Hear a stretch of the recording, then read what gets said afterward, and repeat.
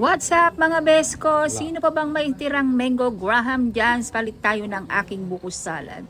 So anyway mga best, samahan nyo akong gumawa ng aming buko salad. So bumili lamang ako dito ng kaong, nata de coco, all-purpose cream, condensed queso, tapos syempre nakabili ako dito ng buko.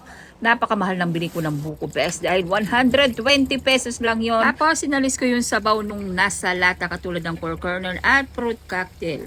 At pinag-combine ko sila sa malinis na lagayan. Tapos pinakahuli siyempre yung ating buko at hinaluan ko ito ng all-purpose cream or heavy cream. Siyempre don't forget the condensed milk para lalong matamis at machobetis. Char! Tapos, halu-haluin mo lamang ito pag kukumbinin mo sila lahat para mag-bonding all together yung ating mga ingredients. After mong nahalo ito na mix na parang ganyan, ito-transfer natin ito sa plastic container or Tupperware ng iyong lola. So, heto na, kailangan mo itong i-freezer ng mga 24 hours.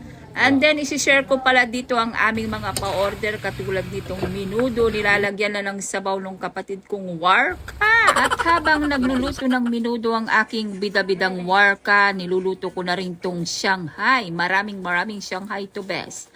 Kaya kailangan namin itong iluto at madaliin dahil dapat ma-deliver namin ito ng hanggang 5 to 7 p.m. ng 31 ng December. Kasi nga alam nyo na, magbabagong taon na kaya kailangan namin itong madaliin.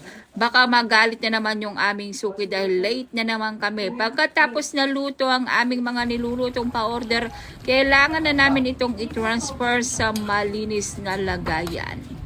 Tapos ito na ang aming niluto, pork stick, minudo, at hindi lang yan, may niluto pa kami ditong igado. Ang igado na palaging present tuwing may kasalan or bansalan dito sa parting Region 1, parting Northern Luzon, ganon. Hindi nawawala siyempre ang ating pampahaba ng buhay, ang pansit. So anyway mga best, maraming nag-order ng palabok ko.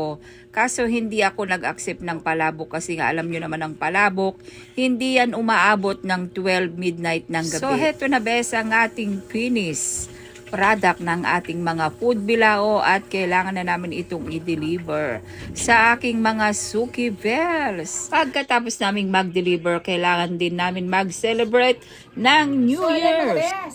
Happy New Year sa inyong lahat mga bes! Maraming salamat sa isang taon na pagmumulit ni Ate Bes sa mga lahat ng mga kasirauluan ni Ate Bes. So anyway mga bes, ito lang ang aming handa ngayong taon na to. Importante naman masaya at walang sakit ang mga pamilya. Kahit puputi ang iyong handa, importante malusog ang iyong pamilya, walang nagkakasakit. Okay lang yan. Pero dapat kailangan may blessing na dumating, kailangan may money pa rin kasi kailangan natin ng money best. Kung walang money, hindi tayo aandar dito sa ibabaw ng earth. Kaya kailangan may money at walang nagkakasakit. Good health. So ayun lang best. Happy New Year sa inyong lahat. Share ko lang, ingat. God bless. Bye!